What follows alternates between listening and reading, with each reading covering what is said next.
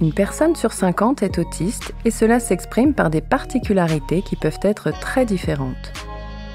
L'autisme est un trouble majeur de la communication et de la sociabilité, associé à un comportement atypique. Ces personnes ont aussi des troubles sensoriels et tous ces symptômes peuvent rendre l'inclusion dans la ville difficile.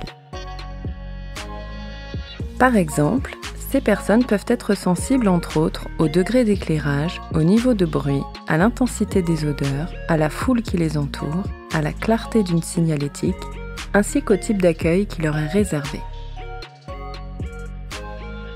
C'est le cas d'Idriss qui a envie de faire lui-même ses courses du quotidien et qui souhaite se rendre au supermarché.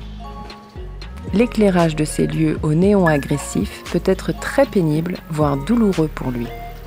En effet, les lumières excessivement vives, les micro-clignotements ainsi que les lumières trop froides peuvent provoquer une gêne, du stress ou même de l'anxiété chez les personnes autistes. Pourtant, il existe des solutions très simples et peu coûteuses permettant de changer leur quotidien. Quand cela est possible, il est recommandé de privilégier la lumière naturelle.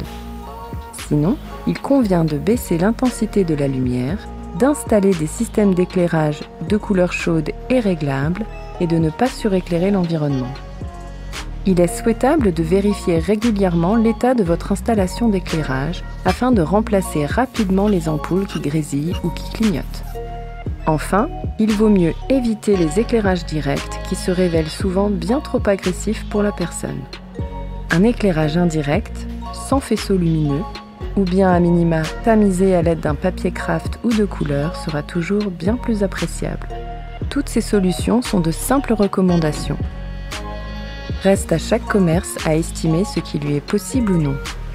Sachez cependant que chaque petite action favorisant une meilleure inclusion fera déjà toute la différence et améliorera grandement le quotidien des personnes autistes comme Idriss, des personnes avec des troubles du neurodéveloppement, mais également le vôtre.